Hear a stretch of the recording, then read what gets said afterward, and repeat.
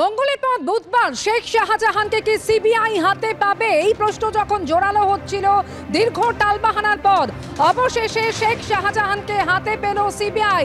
কিছুক্ষণ আগে সিবিআই আধিকারিকরা তারা শেখ শাহজাহানকে সঙ্গে নিয়ে ভবানী ভবন থেকে বেরিয়ে গিয়েছেন।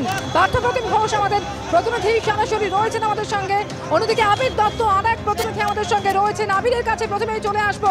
আবির, কিছুক্ষণ আগে সিবিআই আধিকারিকরা দীর্ঘ টানাপোড়েনের পর তারা বেরিয়ে গিয়েছেন ইতিমধ্যে শেখ শাহজাহানকে সঙ্গে নিয়ে।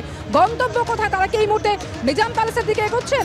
দেখো, প্রথমে জানা গিয়েছিল যে তাকে হয়তো নিজাম প্যালেসে নিয়ে আসা হবে, তবে এখন আমরা সিবিআই সূত্র থেকে যেটা জানতে পারছি যে ভবানী ভবন থেকে তাকে সোজা জোকা ইএসআই হাসপাতালে নিয়ে যাওয়া হচ্ছে। অর্থাৎ আজকে দ্বিতীয়বারের জন্য মেডিকেল পরীক্ষা করা হতে পারে শেখ শাহজাহানকে। সিবিআইয়ের একটি সূত্র থেকে আমরা যেটা জানতে পারছি যে আজকে জোকা ইএসআই হাসপাতালে তাকে নিয়ে যাওয়া হচ্ছে এবং সেখানে তার মেডিকেল পরীক্ষা করে তারপরেই তাকে নিজাম প্যালেসে নিয়ে আসার একটা সিদ্ধান্ত সিবিআইয়ের গোয়েন্দারা নিয়েছেন।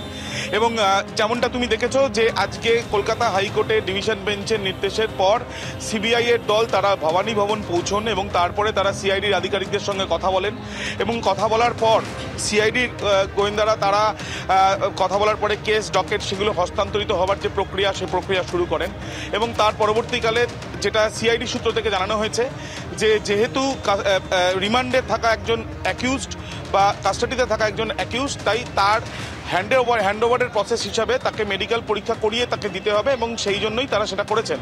এবং এর পরবর্তীকালে সিবিআই হাতে যখন শেখ শাহজাহানকে দেওয়া হয়, সিবিআইয়ের একটি সূত্র থেকে আমরা এখন যেটা জানতে পারছি যে তাকে ইএসআই হাসপাতালে নিয়ে যাওয়া হচ্ছে এবং সেখানে তাকে মেডিকেল পরীক্ষা করা হবে এবং তারপরে নিজাম প্যালেসে নিয়ে আসা হবে বলে আমরা জানতে পারছি।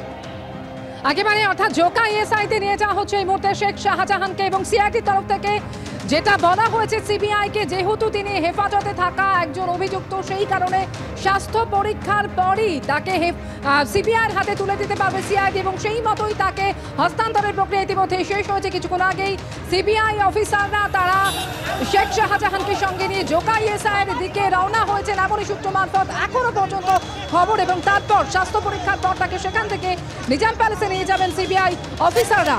অর্থাৎ দীর্ঘ টালবাহানা তারপর অবশেষে সিআইডি শেখ শাহজাহানকে তুলে দিল সিবিআইয়ের হাতে। মঙ্গলবারের পর বুধবারকে হেফাজতে নিতে পারবে সিবিআই, এই প্রশ্ন যখন ক্রমশ জোরালো হচ্ছিল শেষ পর্যন্ত দেখা গেল দীর্ঘ টালবাহানার অবসান, শেখ শাহজাহানকে সিবিআইয়ের হাতে তুলে দিল সিআইডি। অবশেষে শেখ শাহজাহানকে হাতে পেল সিবিআই, আর সিবিআই শেখ শাহজাহানকে হাতে পেতেই আক্রমণ শানিয়েছেন অমিত মালব্য। তিনি আক্রমণ করেছেন তৃণমূলকে। তিনি বলছেন অবশেষে মমতা বন্দ্যোপাধ্যায় মাথা নত করতে বাধ্য হয়েছেন। সন্দেশখালীর মহিলাদের বড় জয়। তৃণমূলের আরো গুন্ডাদের মধ্যে একজন হচ্ছেন শেখ শাহজাহান। শেখ শাহজাহানকে সিবিআই হাতে পেতেই এভাবেই আক্রমণ শানিয়েছেন অমিত মালব্য। সিবিআই হেফাজতে শেখ শাহজাহান, আর তা নিয়ে এবার বিজেপির নিশানায় তৃণমূল। মাথা নত করতে বাধ্য হয়েছেন মমতা। সন্দেশখালীর মহিলাদের বড় জয়।